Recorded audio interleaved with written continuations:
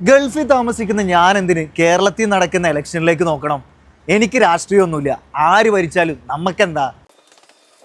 ഇങ്ങനെ ചിന്തിക്കുന്ന കുറച്ച് ആളുകളെങ്കിലും നമ്മുടെയൊക്കെ കൂട്ടത്തിലുണ്ടാവും. ഗൾഫിൽ ജീവിക്കുന്നതുകൊണ്ട് കേരളത്തിലെ രാഷ്ട്രീയം നമ്മളെ ബാധിക്കില്ല എന്ന് കരുതുന്നത് തെറ്റാണ്. നമ്മൾ നാട്ടിലേക്ക് അയക്കുന്ന പണം കൊണ്ടുകൂടിയാണ് കേരളത്തിന്റെ സമ്പദ് വ്യവസ്ഥ നിലനിൽക്കുന്നത്. അത് എങ്ങനെ, ആര് ഭരിക്കപ്പെടണമെന്ന് തീരുമാനിക്കുന്നതിൽ നമുക്ക് അഭിപ്രായമുണ്ടാകണം. നിയമസഭയിൽ നടപ്പാക്കുന്ന പല കാര്യങ്ങളും നമ്മുടെ കുടുംബത്തിന്റെ അടക്കം ഭാവി തീരുമാനിക്കുന്നതാണ്.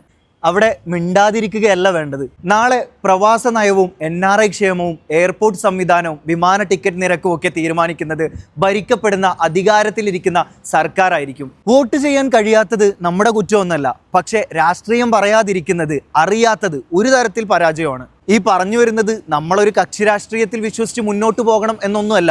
നമ്മൾ മൗനികളായിട്ടുണ്ടെങ്കിൽ നമ്മളെക്കുറിച്ച് തീരുമാനമെടുക്കുന്നത് മറ്റുള്ളവരായിരിക്കും. കേരളം വീണ്ടും ഒരു നിയമസഭാ തെരഞ്ഞെടുപ്പിന് ഉറ്റുനോക്കുമ്പോൾ ഇനി നാട് ആര് ഭരിക്കണമെന്ന് പറയാൻ പ്രവാസികൾക്കും അവകാശമുണ്ട്. കേരളത്തിൽ നിലവിലെ ഭരണം തുടരണമോ അതോ പുതിയൊരു ഭരണ സംവിധാനം ആവശ്യമാണോ? നിങ്ങളുടെ അഭിപ്രായം കമൻറ്റ് ചെയ്യുക.